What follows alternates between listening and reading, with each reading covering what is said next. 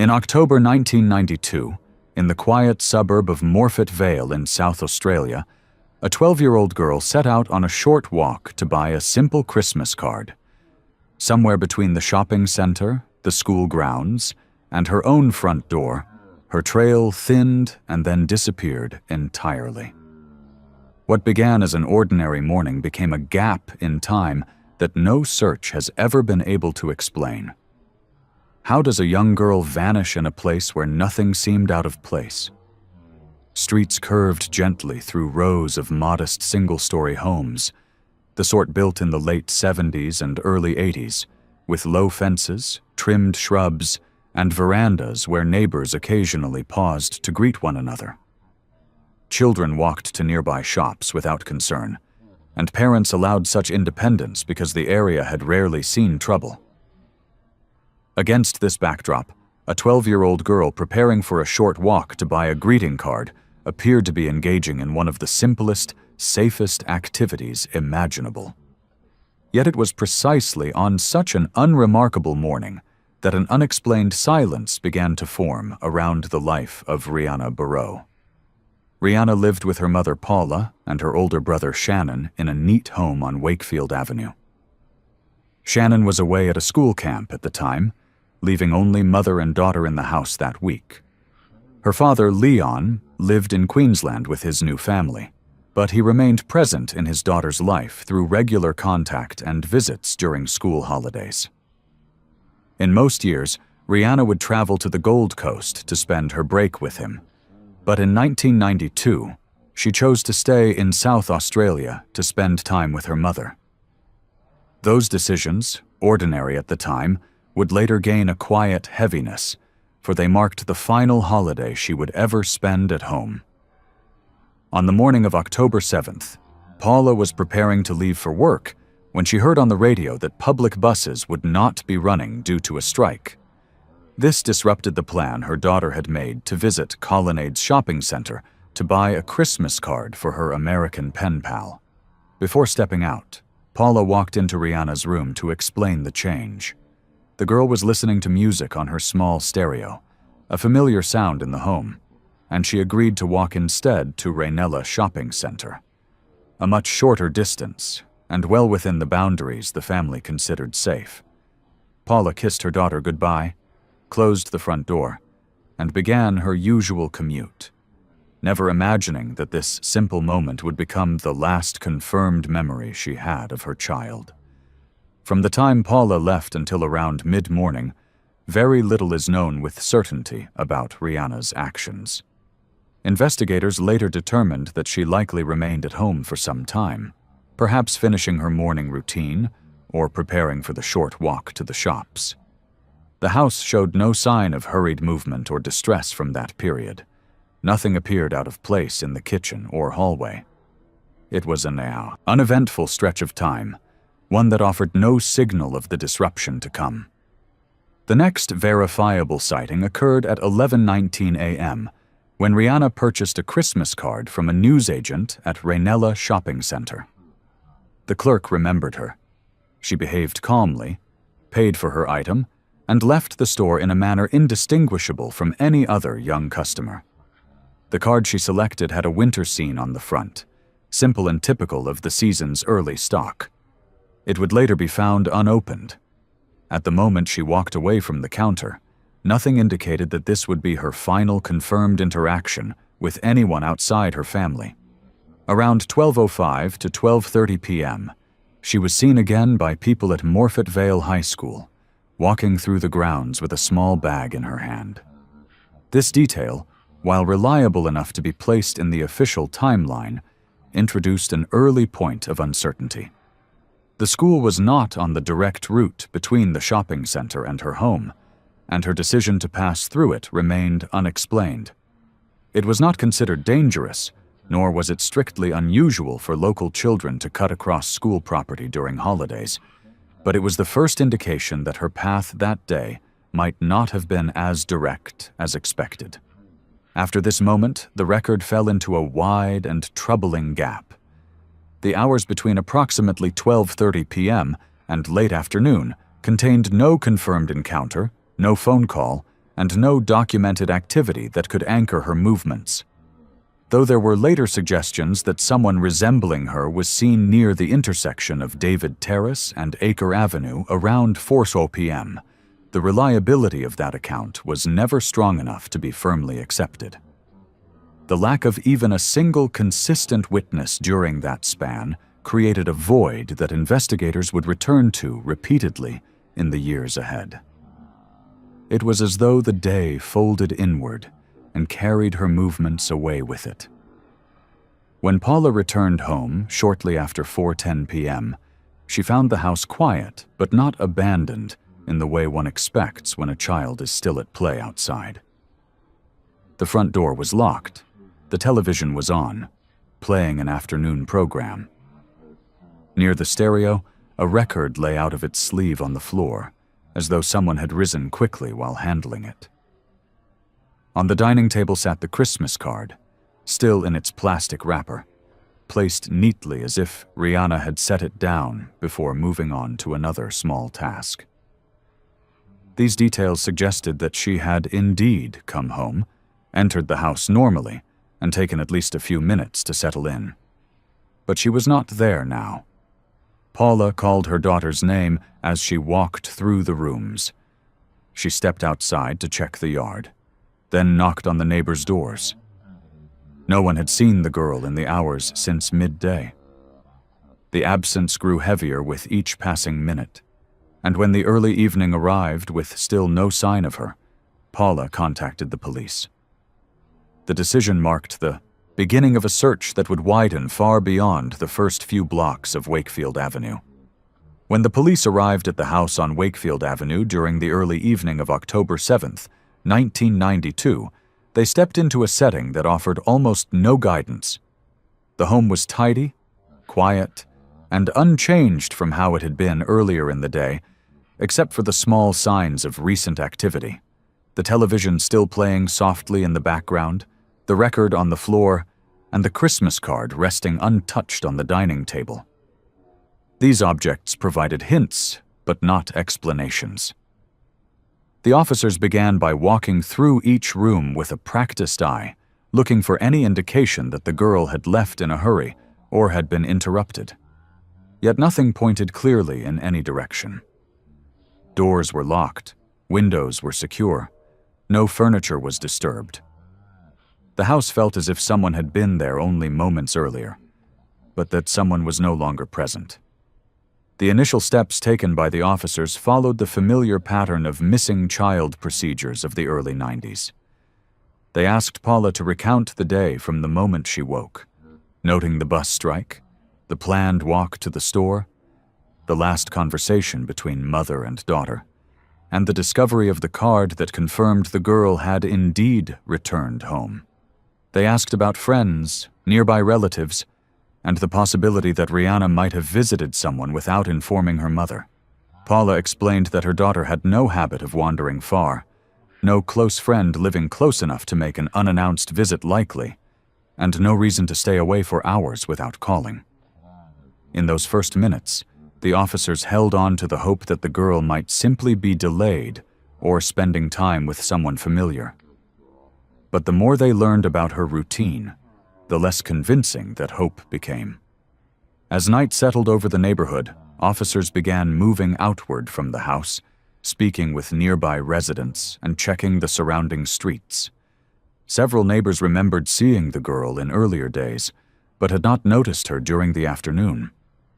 A few households reported hearing children outside during the day, but none could say for certain whether their voices matched Rihanna's.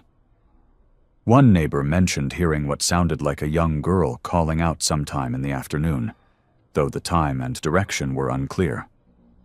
This detail, although vague, was recorded carefully. In cases like this, even uncertain remarks can become pieces of a larger pattern later on, though at that moment it was too broad to guide any search. The search area expanded through the evening. Officers walked along footpaths leading away from the house, checked the nearby playground, inspected the oval at the high school, and searched the corners of the shopping center where she had last been seen.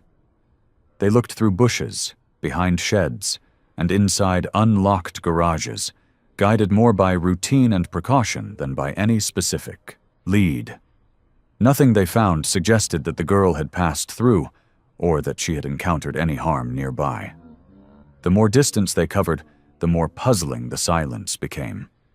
Shortly after nightfall, a patrol car drove along David Terrace, the street where a possible sighting had been reported, but the road gave no answers. The area was calm, with a few porch lights glowing, and no sign of any disturbance. The person who believed they had seen a girl standing alone earlier could not offer much detail. The sighting had seemed ordinary at the time, and the memory had not been sharpened by concern.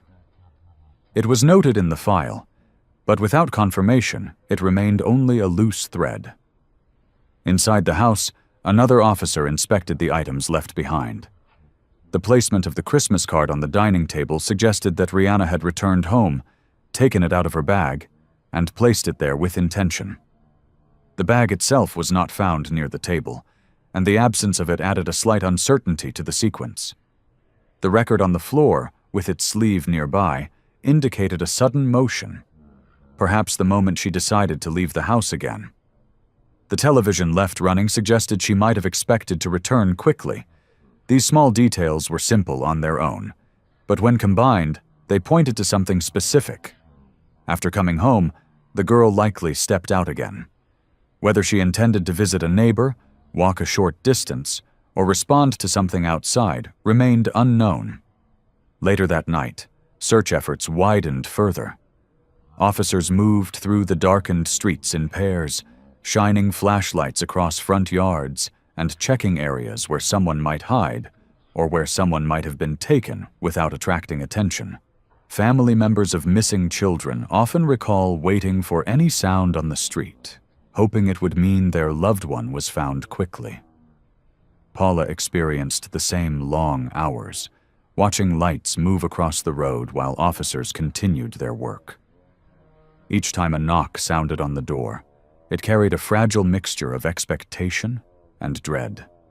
But hour after hour passed without any meaningful development. By midnight, the search yielded nothing. The absence of physical signs made it difficult to determine a direction of travel or even confirm the moment she had left the house. One of the officers involved in the first sweep made a note that would later become a quiet refrain throughout the investigation. No signs of forced entry, no signs of struggle, no signs of departure. In investigations of this type, the environment often speaks more clearly than witnesses. Yet here, the environment said almost nothing at all. The following morning, additional officers joined the effort. Leaflets with the girl's photo were delivered to surrounding streets. The school grounds were checked again in daylight. Shops along the route between Wakefield Avenue and the shopping center were visited, and employees were asked whether they had seen her after the purchase of the card. But none had. Police dogs were brought in for a controlled sweep, though the results were inconclusive. Nothing pointed toward water, wooded areas, or open fields, leaving the investigators without a specific place to concentrate their efforts. In their interviews with neighbors, officers learned of a man who had been seen walking near the neighborhood during previous days, someone not recognized as a regular resident. This detail, while noted, remained too faint to shape a clear line of inquiry. Several people in the area worked irregular hours or visited relatives on nearby streets, and identifying who belonged and who did not was not straightforward. The officers asked for descriptions, but none matched strongly enough to form a meaningful lead. As the second day drew to an end, the sense of uncertainty began to settle more heavily over the case. The early phase of any search for a child relies on swift action and the hope that the distance traveled is small. But in this instance, the gap in the timeline, stretching from shortly after midday until the evening, created a difficulty that could not be bridged quickly. With each hour, the window for a straightforward explanation grew smaller, and the possibility of something more complex began to take shape. Despite the efforts of officers, neighbors, and the family, The hours after Rihanna left the high school remained empty of answers. The place where she should have walked, the door she should have opened, and the safe return that should have followed never materialized. The investigation would continue, but the silence from those missing hours would follow it for years. As days turned into weeks after Rihanna's disappearance, the search shifted from the familiar intensity of immediate response into the slower, heavier work of a long-term inquiry. Officers continued to check the areas around Morfett Vale, extending their efforts into parks, creeks, and bushland that lay beyond the residential grid. They walked the paths repeatedly, looking for anything that could have been overlooked in the first sweep.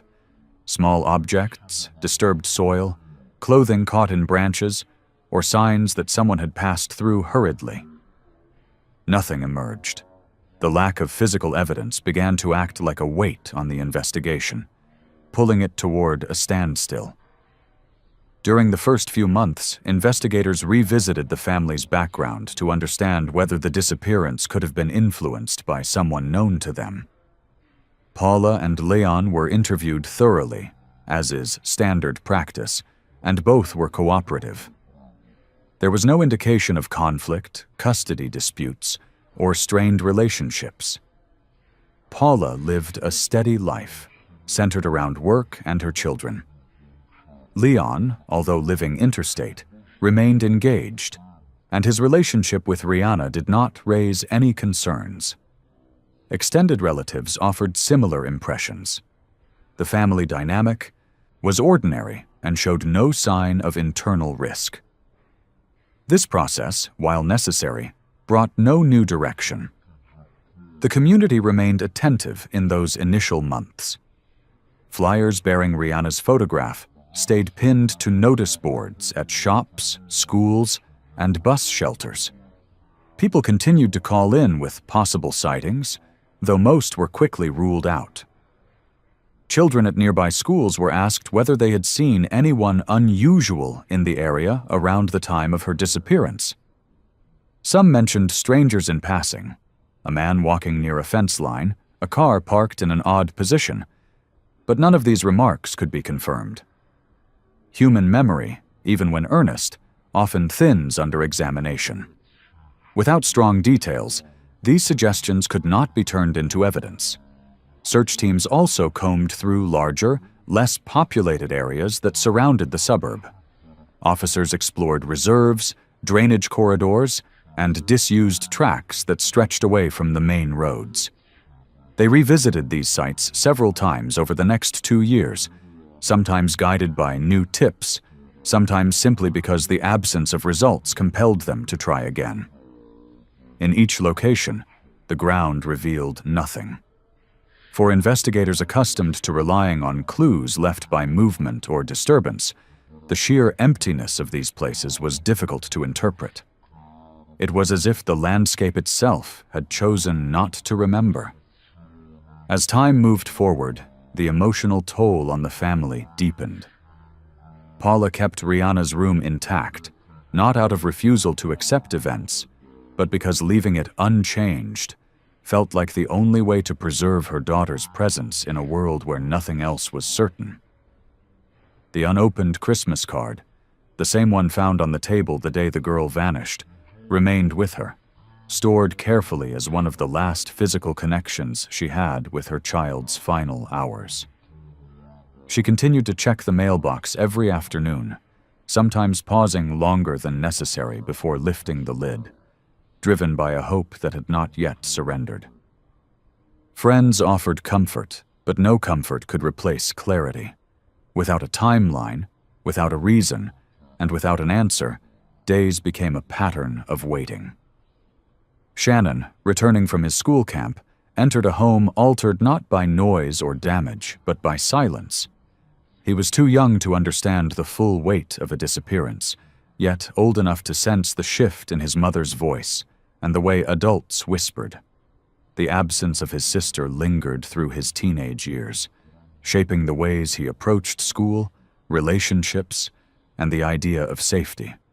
For the family, the investigation was never something that could be placed aside. It settled into their lives, becoming a quiet companion they could neither resolve nor remove. Local newspapers continued to cover the case through late 1992 and into 1993, publishing updates each time police conducted a new search or issued a call for information. But as months slipped into years without major developments, the frequency of these articles decreased. The public interest remained, yet the story transitioned from urgent news to a long-standing mystery, spoken about in smaller circles rather than front-page headlines.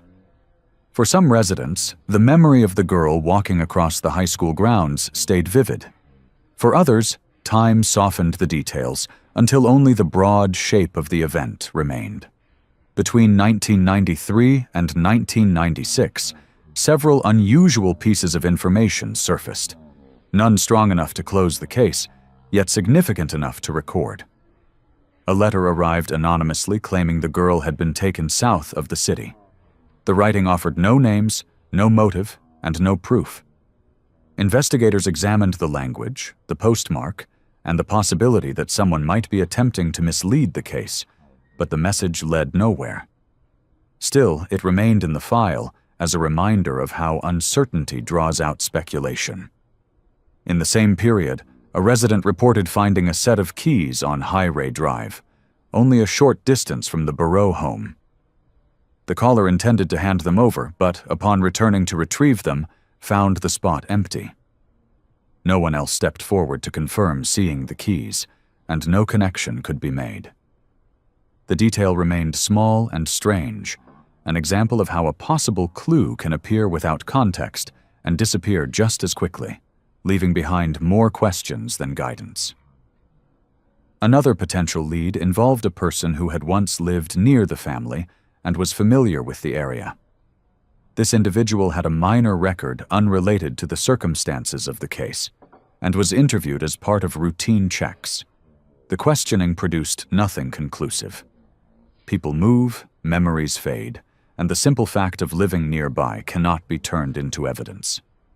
Still, the mention remained in the file because the absence of evidence does not erase the possibility of relevance.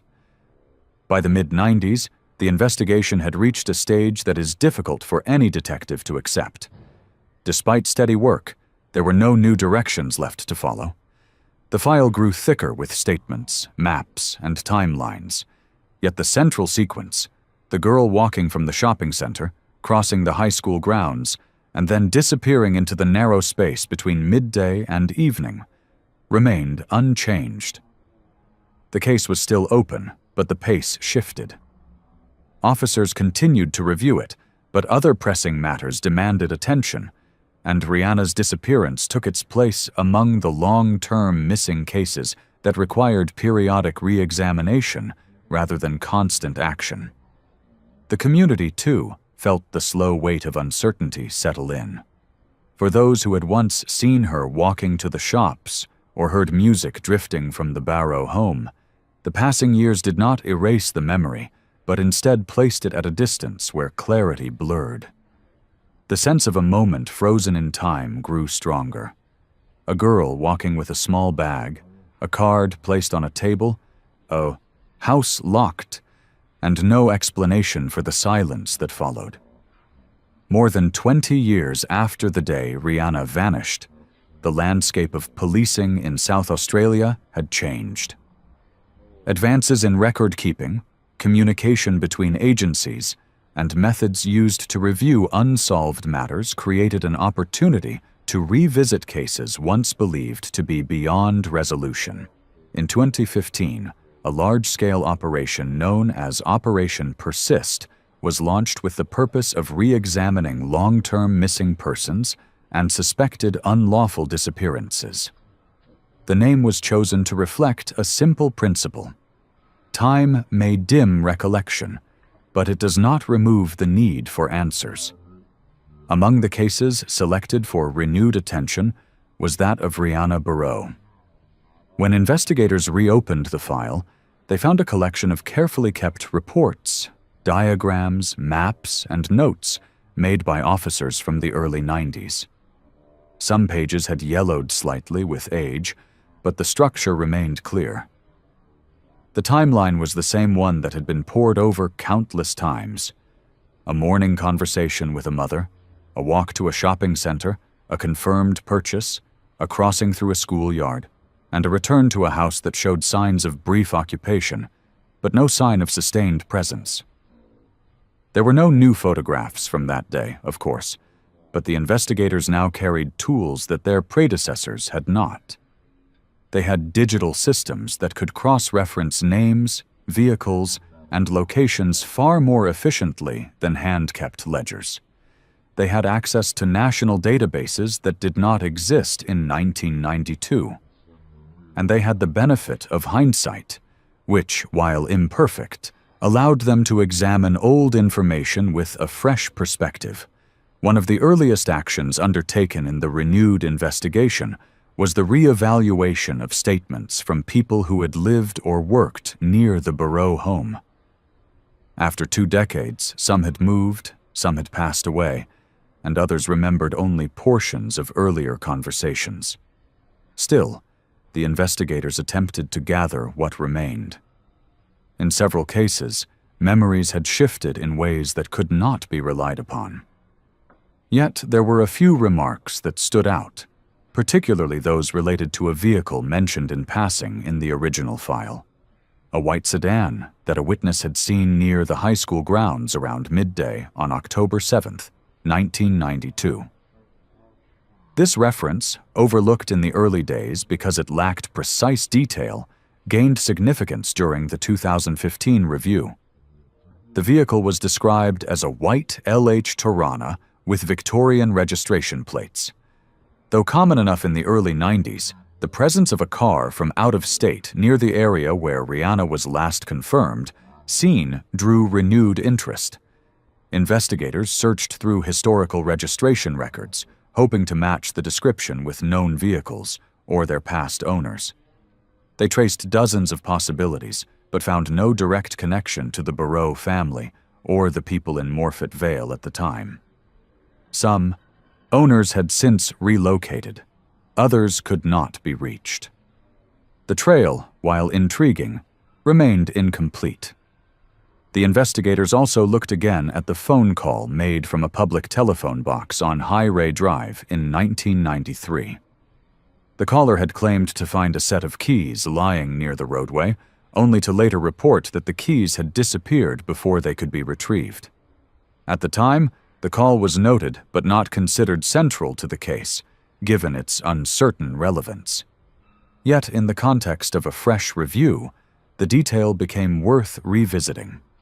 Investigators attempted to determine whether any residents on that street had lost keys during that period, whether any vehicles or homes had been recently secured or replaced, and whether the existence of those keys could be tied to movement near the Barrow home. The effort, while thorough, produced no breakthrough.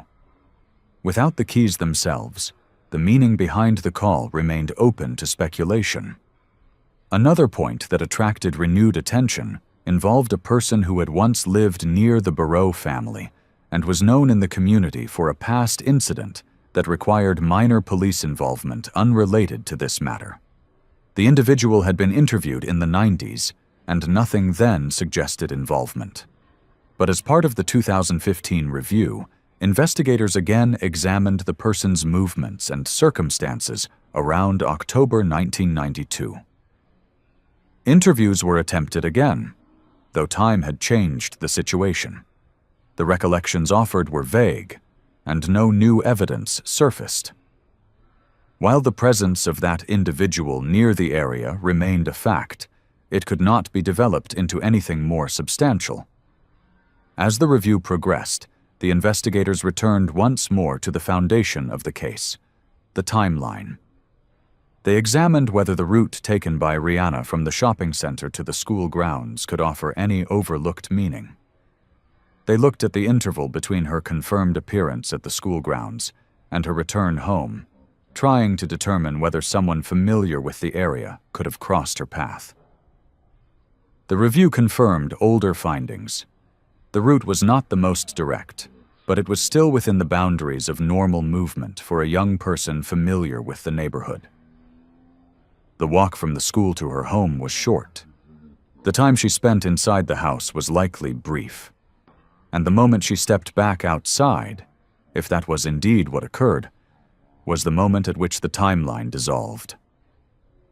During the review, one more detail from earlier years resurfaced. A resident had reported seeing a young girl, sometime after the disappearance, in a shopping center outside the area. The description was vague, but bore enough resemblance to be logged. Investigators in 2015 traced that report, checked store records where possible, and attempted to identify whether any young person matching her appearance had been reported in other jurisdictions. The results were negative. The sighting joined a list of uncertain possibilities that could not be validated. Although Operation Persist brought systematic attention and modern resources to the case, it did not uncover the decisive piece of evidence that investigators hoped to find. The new review did, however, consolidate understanding of several features. The disappearance likely involved a brief window of opportunity. The environment offered no signs of struggle, and items left in the home pointed to calm behavior immediately before the girl's absence. These details, consistent across decades, formed the basis of the continued inquiry. Even with the renewed effort, the central questions remained unchanged. There was still no reliable description of any person who might have approached her. No recorded conversation, no physical trace left behind on her route. The investigators found themselves in the same position as those who had stood in the house on that October evening so many years before, facing objects that hinted at movement but did not reveal destination, and a timeline that narrowed into silence at the point where facts had run out. As the years passed and the case file continued to thicken without resolution, investigators increasingly relied on reconstruction to make sense of the movements that defined Rihanna's final known day. The purpose of reconstruction was not to force a conclusion, but to understand the intervals of time that remained unaccounted for, the places where she walked, and the points at which her trail became uncertain.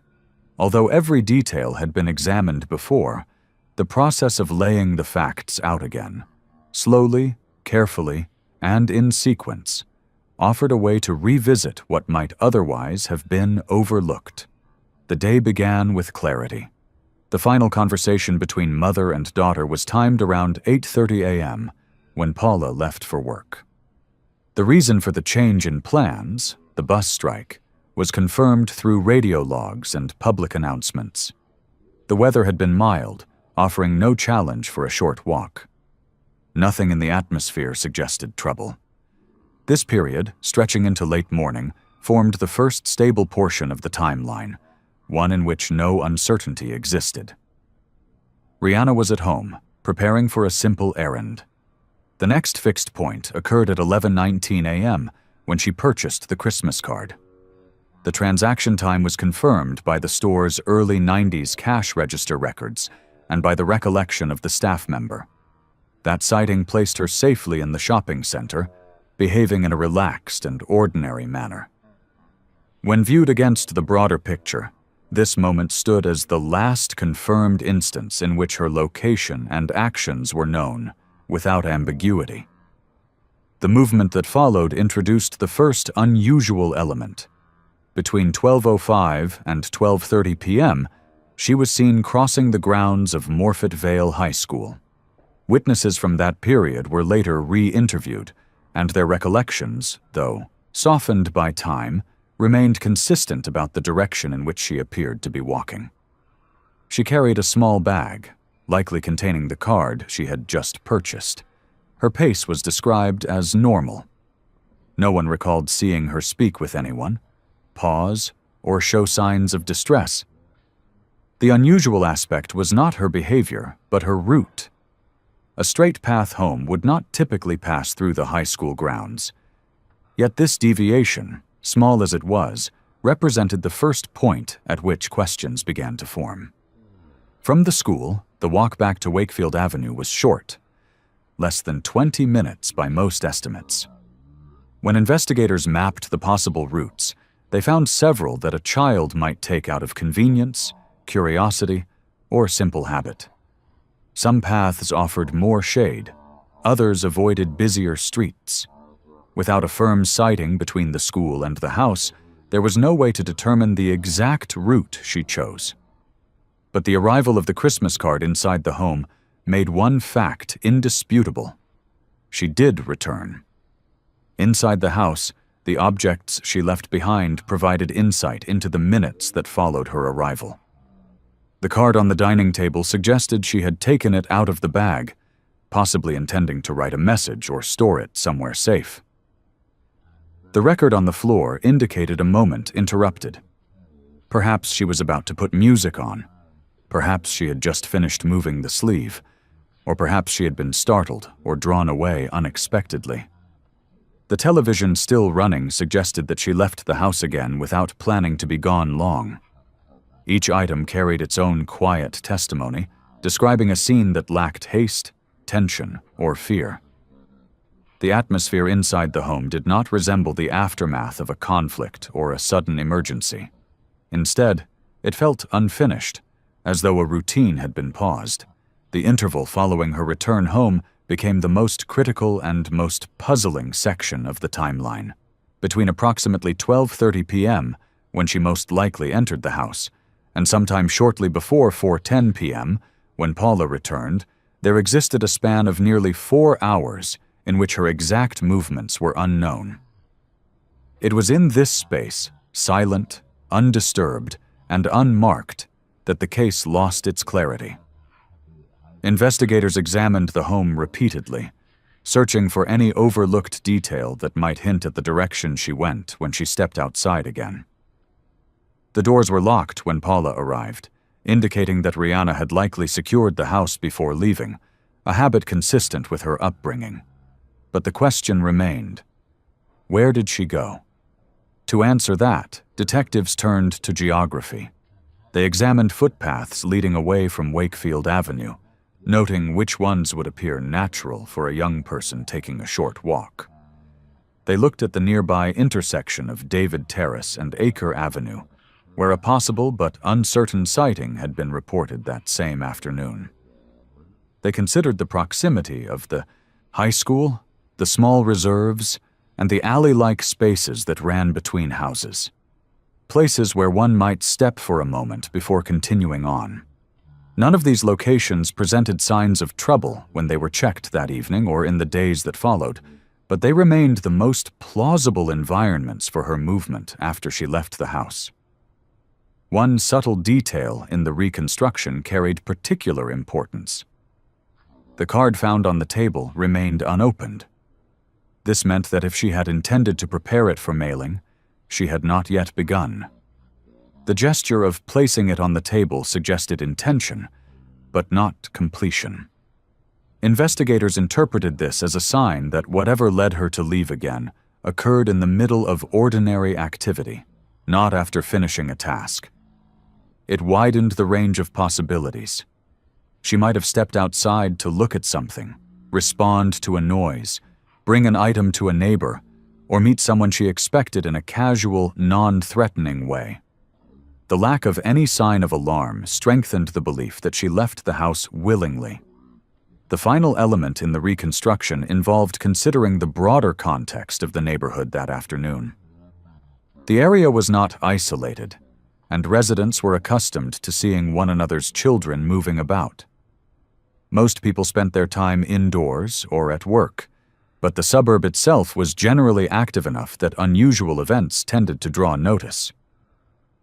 On the day in question, however, no one reported anything resembling distress. The only mention came from a resident who believed they heard a young voice in the afternoon, though neither the direction nor the timing could be confirmed. Without corroboration, it remained only a faint and unanchored remark. Through the reconstruction, investigators were able to draw a structured outline of the day, but the outline bore a sharp edge at the point where the timeline dissolved. The sequence showed normal behavior, ordinary movements, and the absence of known risk factors. It showed a young girl walking, returning home, placing a newly purchased card on a table, and then stepping out once more under circumstances that left no trace. It showed a smooth progression until it came to a narrow gap in the mid-afternoon. And it was within that narrow gap that the silence of the case settled. The reconstruction did not provide answers, but it did set the stage for deeper analysis. It clarified what was known, what was inferred, and what was missing. It revealed how little disturbance occurred inside the home, how quickly events must have unfolded, and how the disappearance likely took place during a short and vulnerable moment between routine movements. From this foundation, investigators would move into examining the possibilities that could fit within those constraints. As the timeline of the day had been rebuilt and its missing hours laid bare, investigators turned to the final and most demanding part of long-term case analysis, determining which explanations could realistically fit the narrow window in which Rihanna's disappearance occurred. This stage did not rely on emotion or speculation. It relied on patterns found in other cases, on behavioral observations, and on the physical realities of time and distance. Over the years, countless ideas had surfaced, from ordinary misunderstandings to extraordinary theories, but most could not withstand examination. After removing those that contradicted established facts, 3 broad possibilities remained. Each carried its own internal logic, its own weaknesses, and its own unanswered questions. The first possibility was also the simplest in structure, that a person unknown to the family had approached the girl during the brief period after she left her home for the second time. This explanation aligned with the lack of disturbance inside the house and with the quiet character of the neighborhood. A stranger with access to a vehicle would have been able to act quickly, leaving little evidence. In cases involving young individuals walking alone in residential areas, the opportunity for brief contact exists in many ordinary settings. A driver pulling into a street, a person pausing near a fence line, or someone standing beside a car with an open boot. Each scenario provides the appearance of normality from a distance while offering a point of approach. For investigators, the key question was whether someone unfamiliar to the area had been present that afternoon. Records from the early 90s were not as comprehensive as modern ones, yet one detail resurfaced repeatedly during the 2015 review: the mention of a white LH Tirana sedan with Victorian registration plates near the high school grounds around midday. Although that sighting occurred earlier in the day, the vehicle's presence remained unexplained. It was the type of car that would not draw attention in the early 90s, yet a car with out-of-state registration in a local school area during holiday period had enough irregularity to warrant interest. Ownership histories were traced, but none of the names stood out. It remained unclear whether the vehicle belonged to a harmless visitor, a passerby, or someone who circled the area more than once. The absence of clarity did not make the car incriminating, but it ensured that the idea of an unknown individual remained near the center of the discussion. The second possibility rested on the idea that the girl encountered someone she already knew. This theory gained strength from the condition of the home. The locked door, the absence of struggle, and the placement of the card on the table could fit a scenario in which she stepped outside briefly to speak with a familiar face. Such interactions are common in neighborhoods where residents recognize each other and where casual conversation is a part of daily life. If that familiar individual possessed a reason, innocent or otherwise, to ask her to approach a car or walk a short distance with them, she might have complied without concern. Investigators considered whether someone connected loosely to the family or someone who knew their routine. might have been present in the area that afternoon. During the early years of the case, a person who had lived near the Barreau home and had a minor prior incident unrelated to the disappearance was interviewed. The questioning revealed nothing directly helpful.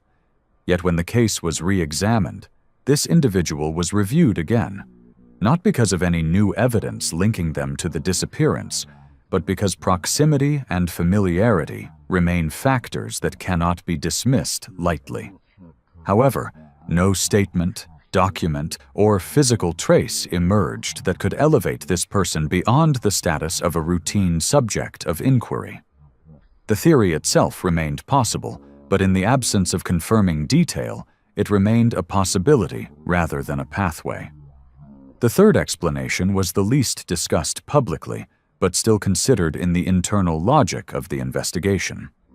The chance that an unintended event occurred and was followed by an attempt to conceal it. In such scenarios, a passerby, driver, or local resident might have caused an accident and, out of fear or panic, acted in a way that prevented assistance or reporting. These situations, while rare, have appeared in unrelated cases throughout the years.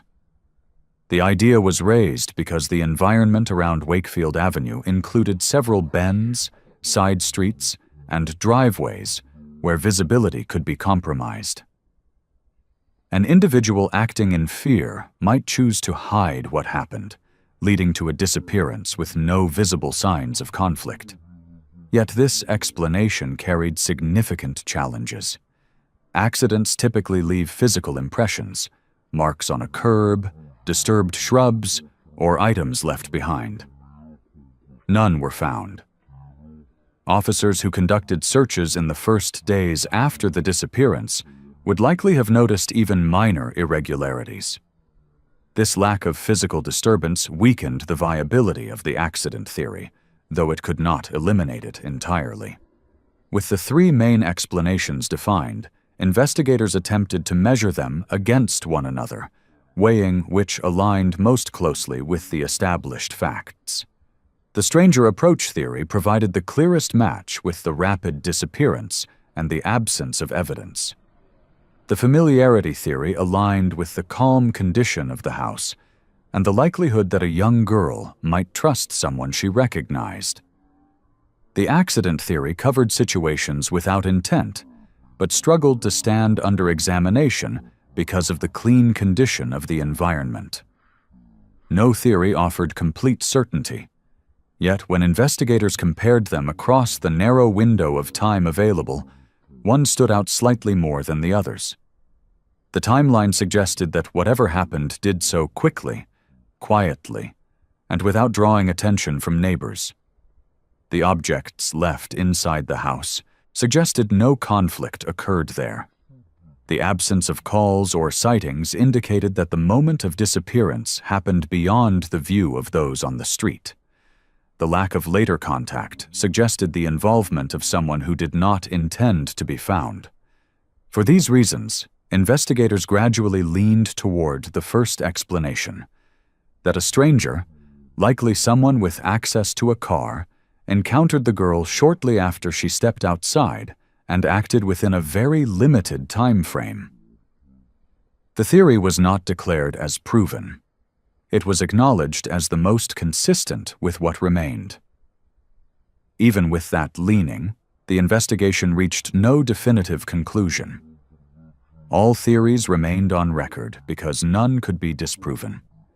The absence of physical evidence meant that the case could not move toward resolution by elimination. What remained instead was a set of structured possibilities. 3 paths, each fading into the same silence beyond the afternoon of October 7th, 1992. The years following the original investigation settled into a rhythm marked not by new information, but by the steady endurance of a family living with absence. For Paula, life continued in the practical sense: work, bills, daily routines, but it did so with a shadow that never fully receded.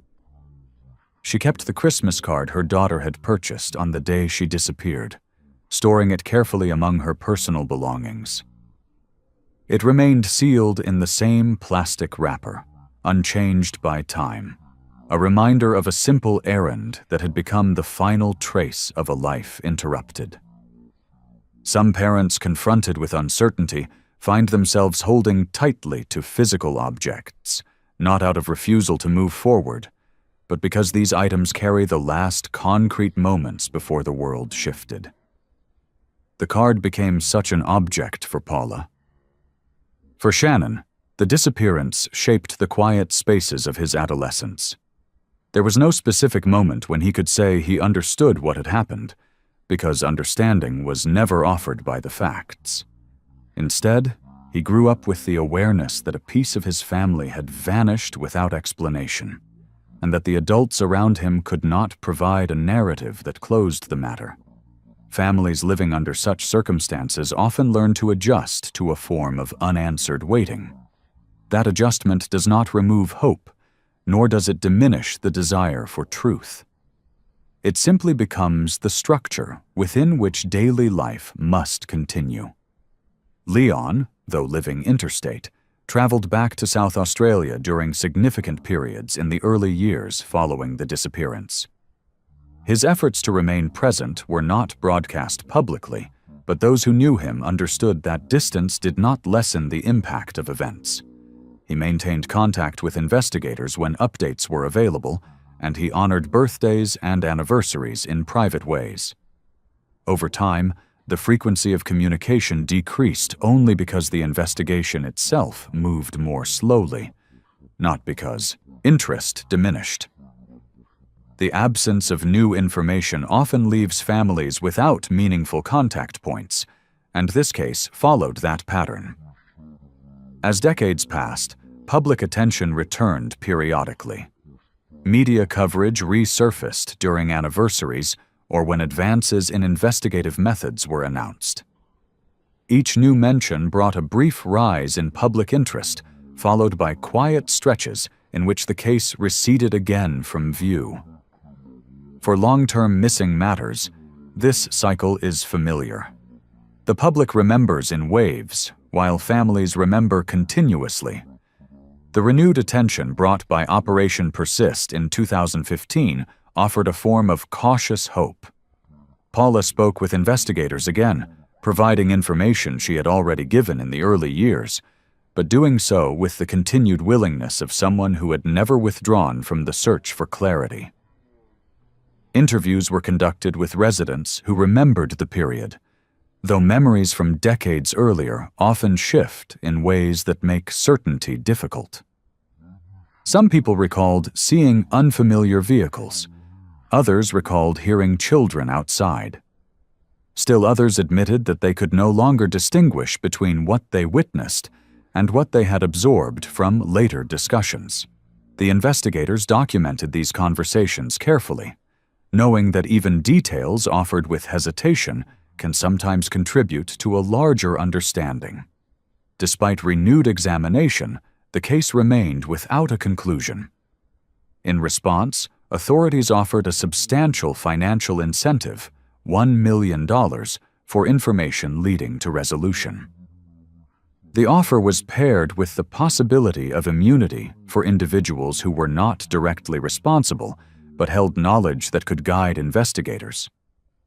The gesture reflected both the seriousness of the case and the recognition that someone, somewhere, might hold a piece of information withheld for reasons known only to them.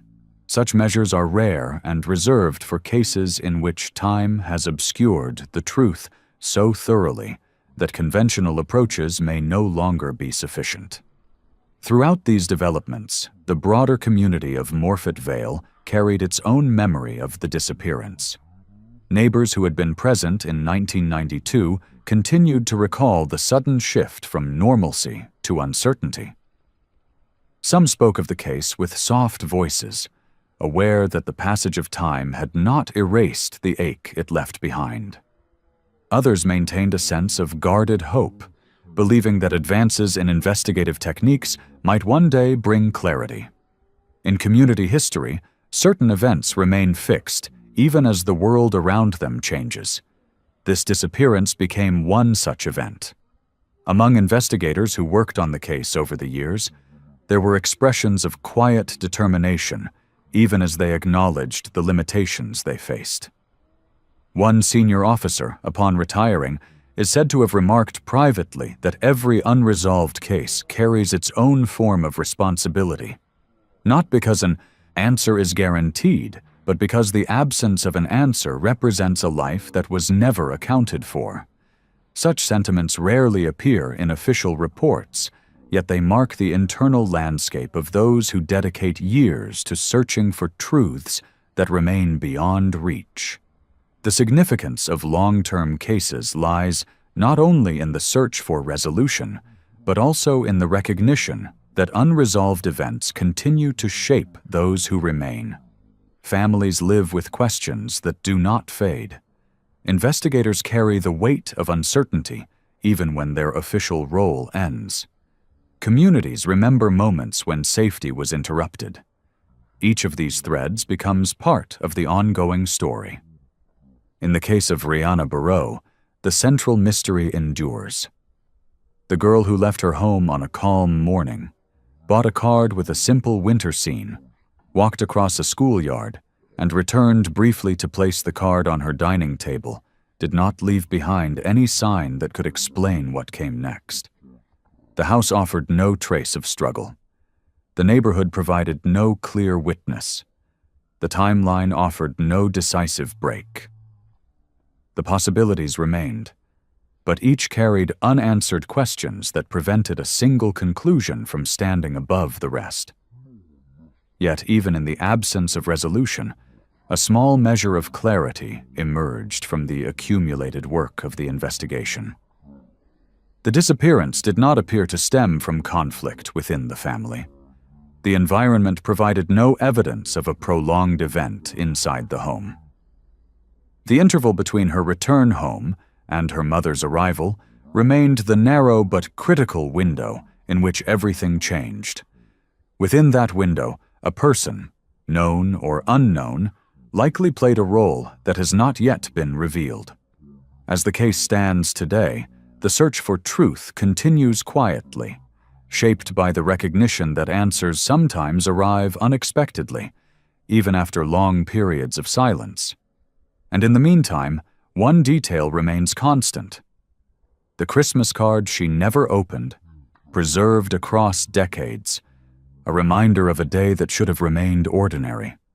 It reflects the fragile line between routine and loss, and it carries the hope that one day, the absence surrounding her disappearance may finally give way to understanding. If this case leaves you with questions, share your thoughts below. Where do you think the truth may lie? Subscribe, like, and comment to support more in-depth investigations, and tell us where you're watching from.